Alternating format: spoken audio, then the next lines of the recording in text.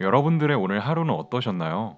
바쁘게 지나간 오늘, 하고 싶은 일보다 해야만 했던 일들이 더 많진 않았나요? 이른 아침부터 사람들의 지역 학교로 직장으로 하루 종일 여러 사람들과 끊임없이 경쟁하고 평가받고 우리는 왜 우리의 사소한 일상조차 마음대로 하고 살 수는 없는 걸까요? 왜 매일같이 지친 몸을 이끌고 정해진 시간에 정해진 장소로 가야 할까요? 오늘날 많은 현대인들이 이러한 고민을 털어놓곤 합니다. 수많은 심리학 책들이 매일같이 쏟아져 나오며 이들을 위로하거나 행동의 변화를 요구하고 있죠. 하지만 이것은 한 번의 위로로 끝날 일도 아니며 애초에 개인의 잘못으로 시작된 문제가 아닙니다. 그것은 개인의 행동이 사회의 지배를 받고 있기 때문입니다. 무슨 말일까요? 너무나 당연하게도 우리 개개인은 수많은 사람들로 이루어진 사회 속에 살아갑니다. 사회를 이루는 수많은 사람들은 보이진 않지만 서로 연결되어 있으며 이렇게 되면 사회는 개인들을 통제하는 어떠한 보이지 않는 힘을 갖게 되죠. 법, 규정, 예절, 문화, 관습, 전통 등을 통해 매 순간, 지금 이 순간에도 개인의 본능과 욕구를 통제하고 있습니다. 따라서 우리 개인의 일상이 사회와 분리될 수 없는 것이죠. 이러한 개념을 사회적 사실이라고 합니다. 이 이론을 주장한 사람은 프랑스의 사회학자 에밀 듀르켐. 사회는 개인의 밖에 존재하면서 개인의 사고와 행동에 강제력을 행사한다.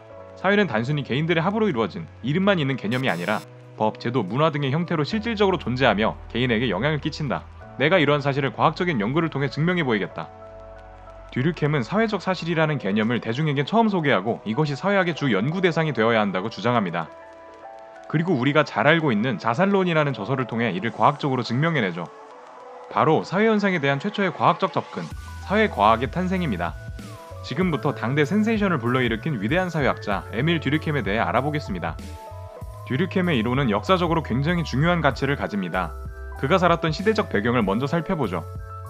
듀르켐은 1858년 프랑스의 한 유대인 집안에서 태어났습니다. 당시 프랑스는 나폴레옹의 러시아 원정과 프랑스 혁명 등 정치적으로 혼란스러운 시기를 겪고 있었으며 영국 산업혁명이 전 유럽으로 번지면서 경제적으로도 급격한 변화가 일어나던 때였습니다.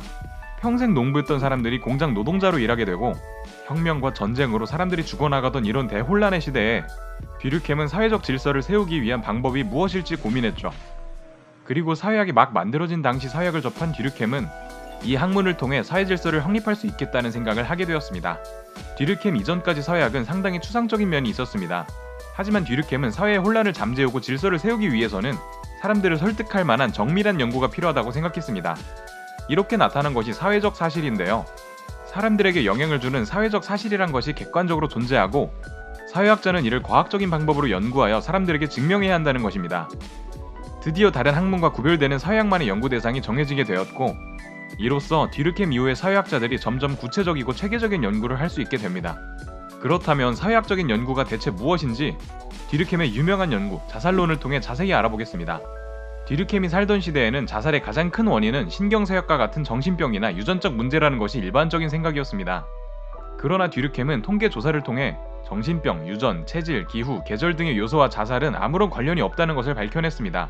그리고는 자살에 대한 새로운 해석을 발표하죠. 그가 제시한 자살의 유형은 크게 세 가지로 이기적 자살, 이타적 자살, 아노미적 자살입니다. 먼저 이기적 자살은 사람들이 이기주의적이어서 자살한다는 것이 아니고 개인주의가 심화되고 자신만 생각하면서 타인과의 연결, 즉 사회와의 통합 정도가 약해지는 경우를 말합니다. 가정을 책임지는 30대 가장과 아무 연고 없이 홀로 사는 노인을 생각하면 이해하기 쉽습니다. 가장은 가족이라는 작은 사회와 연결되어 있어 아무리 힘들어도 식구들을 생각하며 참지만 독거노인의 경우 그런 요소가 존재하지 않기에 더욱 쉽게 자살을 선택하게 되는 것입니다. 이타적 자살은 이기적 자살과 정반대의 케이스로 사회와 개인이 너무 밀착되어 있어 오히려 사회를 위해 자살하는 경우를 말합니다. 대표적인 예시가 2차 세계대전 당시 일본을 위해 자살 테러를 감행했던 카미카제입니다. 일본 제국을 지키겠다는 의지와 군인으로서의 의무감이 인간의 생존 본능을 이겼고 그들은 항공기를 몰고 미군의 군함에 돌진했죠. 그럼 이제 아노미적 자살을 말하기 전에 아노미가 뭘까요? 듀르켐에 따르면 개인의 욕구는 사회에 의해 제한이 되어 있습니다. 법이나 규범 등을 통해서 말이죠. 하지만 규범이 사라진다면 어떨까요? 이렇듯 개인이 하고 싶은 것을 어떻게 선택해야 할지 지침이 사라진 상태가 아노미입니다. 즉 아노미는 개인의 행동에 정답이 사라진 혼돈의 상태라고 볼 수 있죠. 하나의 사례로 비트코인을 들 수 있는데요. 가상화폐에 대한 규제가 없던 초창기에 비트코인은 투기와 범죄에 이용되곤 했습니다. 마땅한 규범이 없었기에 혼란이 생겼던 것이죠. 듀르켐은 아노미를 이용해 아노미적 자살을 이야기합니다. 사회가 변해감에 따라 이전에 가지고 있던 가치들이 의미를 잃음과 동시에 사람들에게 행동의 기준이 분명하게 제시되지 않아 아노미가 발생한다. 그리고 이로 인한 자살도 증가한다. 듀르켐은 이와 같은 분석을 통해 신경쇠약과 같은 개인적 요소가 자살을 결정하는 것이 아니라 사회 환경에 따라 발생하는 사회적 사실로 보았습니다. 자살과 같은 지극히 자신이 결정한다는 개인의 행동도 사실은 사회의 힘이 개입된 행동이며 그렇기에 사회적 사실이 중요함을 자살론을 통해서 강조한 것입니다. 또한 사회학 연구는 심리 연구가 아니라 통계 자료를 이용해야 한다는 것을 보여주었죠. 지금까지 듀르켐과 그의 연구를 살펴보았습니다. 정말 나 자신보다 더 큰 힘을 가지는 무언가가 신호등처럼 나에게 어떤 행동을 하라고 지시를 내리고 있는 것일까요? 듀르켐은 예스라고 대답할 이 질문에 대해서 한 번쯤 생각해 볼 수 있을 것입니다. 영상은 여기서 마칩니다. 재밌게 보셨다면 구독과 좋아요 부탁드립니다. 감사합니다.